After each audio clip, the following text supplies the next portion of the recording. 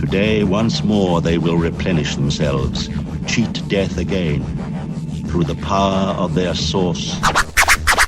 Matt Stone, 180degreehealth.com. Hey, this is Matt Stone from 180 Degree Health, and I wanted to talk about Weight of the Nation, the ridiculous documentary that HBO put out. Now, I have a big bias against documentaries.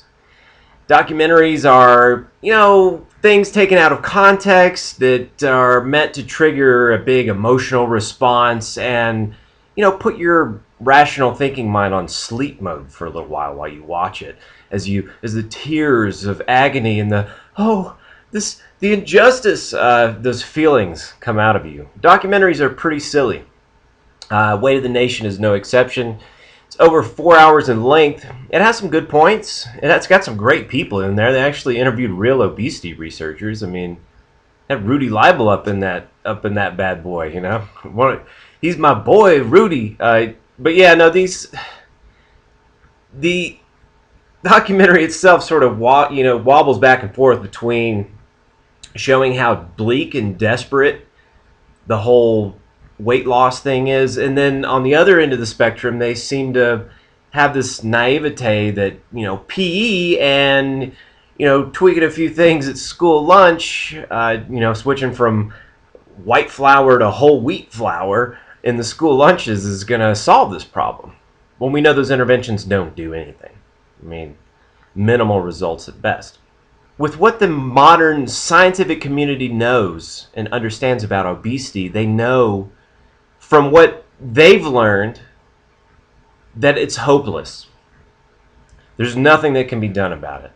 That the things that set up people for obesity happen before they're even born. There's plenty that happen during the growth stage of their lives. And by the time you're a toddler, your fate is pretty much predetermined. Now, obviously, you could eat a different diet. You could do all kinds of, you could go live out in the jungle. You can do all the kinds of things, and that might change your fate completely. I don't deny that at all. But those things aren't going to happen. A person has to step completely outside of society to maybe have a shot at changing the course of their life and their trajectory for their weight and otherwise.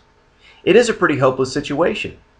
And the documentary, one of my favorite parts, it shows the reality of people who have actually become obese and then had to become unobese, that lost weight.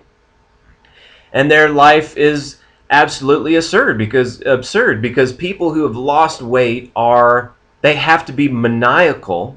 And this has actually been researched and found to be true, that those who have lost weight and kept it off for a number of years are maniacal in terms of their diet and lifestyle. Always keeping track of everything, pre-portioning everything, weighing everything, counting calories. And one of the beautiful things about the documentary is that it was actually accurate in that people who have lost weight, their metabolism slows down so drastically by the time they go from fat to normal weight that they may be eating half as many calories as someone at their equal weight and have half the metabolic rate of someone that's at their equal weight who naturally is skinny and never put the pounds on in the first place. So these techniques that we know, exercise more, eat less, cut out the fat or the carbs or cut out certain things, all these things, they don't work. Fat and body fat is regulated from what we know by the actual body fat tissue itself, the fat tissue. And if you reduce that fat tissue, your metabolism slows down with it. For all we know and all that's been studied in every type of form of fat loss that occurs. So that's why on my site, everything's experimental. I mean, we're out to try to find solutions, different solutions than the ones that already exist, because the ones that already exist require that you do something that only maybe 1 or 2% of people can do, which is starve yourself against your will and exercise beyond how much exercise you have the energy for. Basically be completely at odds with your natural desires at all times when it comes to eating and exercising, and continue that on a lifelong basis. Yeah, there's a few successful people who have managed to pull it off, and they're real proud of themselves that they have won the war against their horrible selves. But that's not a realistic solution for society. It's not going to be something that actually solves obesity. And most people, when taking that approach that other people have managed to use successfully, they lose a little weight, but then their physiological urges become so strong to eat and rest that they can no longer continue to overexercise and undereat. And they get fatter. And not only does their weight go up, but their ratio of muscle mass to body fat gets worse and worse. The body fat to muscle mass that ratio gets higher.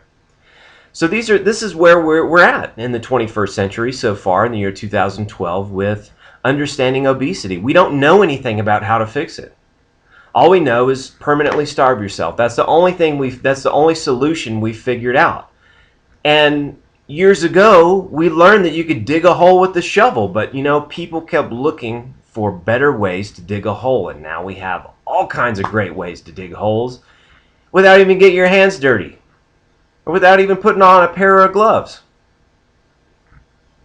It's fantastic. You don't even have to stand on the ground to dig a hole. We got big machinery for that now. So that's what 180 Degree Health is all about, and that's why we explore all these radical ideas. It's not being irresponsible. It's really trying to pave the way and have a breakthrough. And in the very least, I like to get people to focus on getting their metabolism working correctly and get to the point where they're eating whatever they want and they're exercising as much as they want to, and their weight is stable. No longer are they on that trajectory where their weight is increasing, and that in and of itself is a major discovery.